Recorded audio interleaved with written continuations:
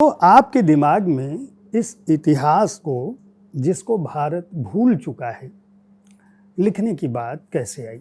ऐसे है कि ठीक है, मैं इतिहास को I am not a historian, मगर इतना तो मुझे पता है ना, हालांकि मैंने हिस्ट्री पढ़ी हुई है यूनिवर्सिटी में।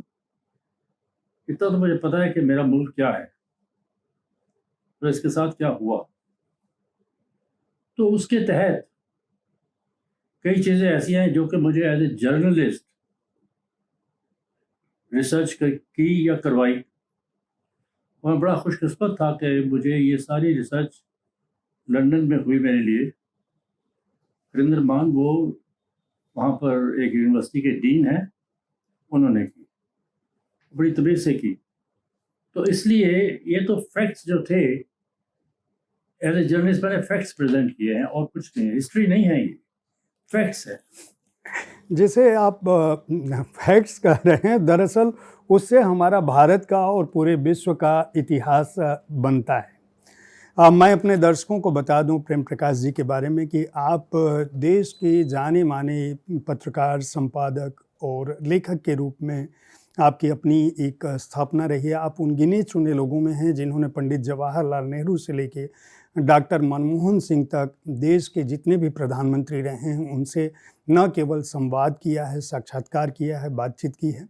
भारत के वर्तमान प्रधानमंत्री से भी आपकी मुलाकात रही। आप ANI जो देश की और दुनिया की जानी मानी संस्था है, समाचार के क्षेत्र में जो लोग भी जानते होंगे ANI का, आपने हर दिन कोई ऐसा समाचार, कोई ऐसा चैनल नहीं है जहां आपको ANI का लोगो नहीं दिखता होगा। तो अगर भारत को दुनिया में समाचार के क्षेत्र में जाना जा रहा है, उसके वीडियोज़ को, उसके चित्रों को, तो ANI कहीं न कहीं एक बड़ी भूमिका रखता है। आप उसके संस्थापक रहे हैं। आपकी जो इससे पहले पुस्तकें आई हैं उनमें अफ़गानिस्तान पर एक पुस्तक है, आपकी रिपोर्टिंग की ज़िंदगी पर जो पुस्तक है, जो रिपोर्टाज के अनुभव है, वो भी एक पुस्तक में आया है।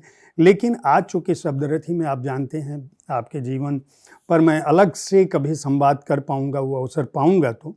लेकिन हिस्ट्री दैट इंडिया इग्नोर्ड की शुरुआत सर जिस ढंग से होती है, आपने इस किताब में कह तो रहे हैं आप कि आपने बतौर पत्रकार केवल फैक्ट्स रखे हैं, लेकिन ये फैक्ट्स बहुत बार बहुत जगहों पे चुभते हैं क्योंकि नई पीढ़ी उनको नहीं जानती है। नई पीढ़ी को तो ये भी नहीं पता कि गांधी जी कौन थे।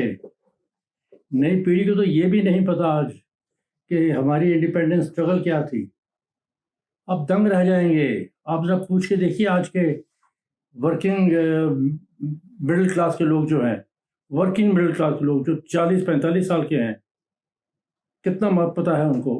हाँ, गांधी जी थे, बस। जवाहरलाल नेहरू थे, हाँ,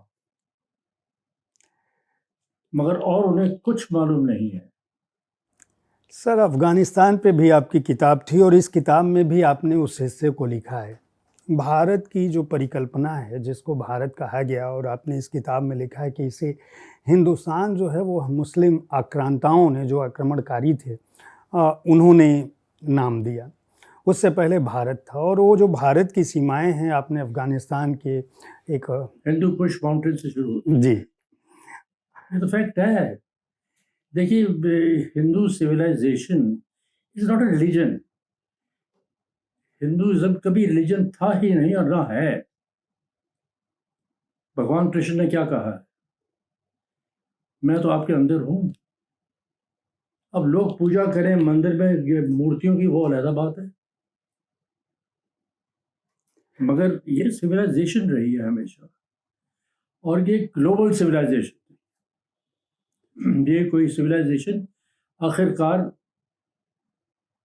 कनिष्क ने, जो अशोक के सक्सेसर थे अफगानिस्तान से, उन्होंने बुद्धिस्ट मॉन्क्स भेजे चाइना। क्यों भेजे? क्योंकि वो हमारी सिविलाइजेशन से ही कनेक्टेड थे।